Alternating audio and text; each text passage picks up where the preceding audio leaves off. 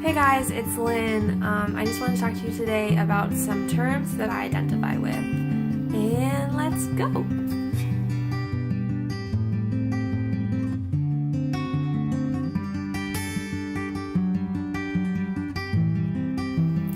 So the first one I wanted to talk about was pansexual. A lot of people get confused about this. Sometimes it's confused with bi. Bisexual means experience to two genders. It doesn't mean just male and female, but it does mean two genders.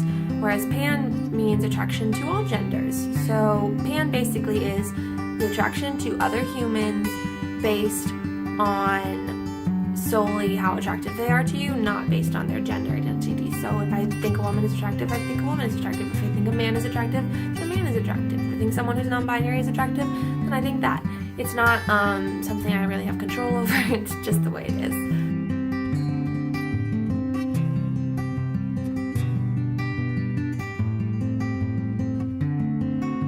The next term I would like to talk about is queer. So I identify with queer because it's a all-inclusive term for anyone in the LGBTQ plus community. And it's something that used to be used a lot to hurt people in our community, but now it's become more of something that people will use to embolden themselves. They've reclaimed the term, and it's been used to make our community more inclusive.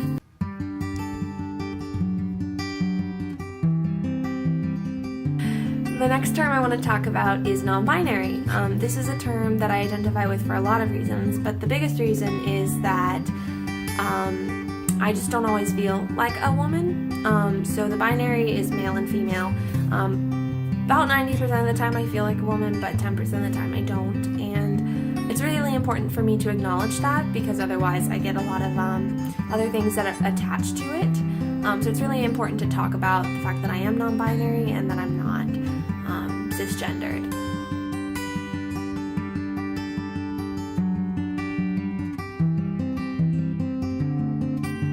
Another term I'm trying to play with a little bit is demi. A demi-girl is someone who primarily identifies with female, but not always. So it's a little bit more specific than non-binary, but it's something that I'm going to try out the next couple of months and see if that really works for me or if it applies to me.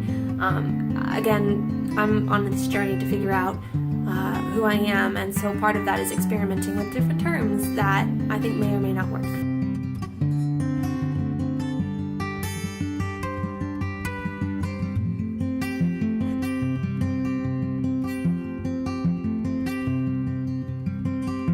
Okay, so let's get started with some other terms I use. One of the main ones I use is bisexual, and it's basically just a way of saying like, oh, I experience attraction to more than one person. I'm not a lesbian, I'm not heterosexual, so let's talk about bisexual.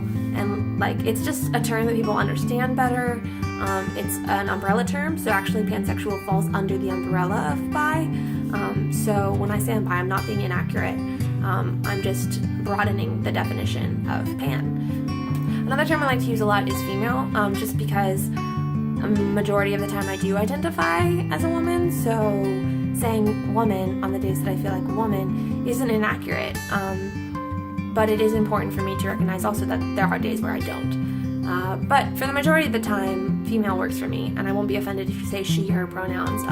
It's just sometimes I don't always identify as female, so I want to acknowledge that, but I also like the term female because I do identify with it a lot. And then the final term I really wanted to talk about was the term gay. So this can be confusing for some people because gay is generally used to talk about two men who are attracted to one another and only attracted to men. But in our community, it has become more of a blanket term where you can say like, oh, I'm gay, when you actually have a different orientation, because it is kind of like queer in the way that it's super inclusive and just like covers all the bases.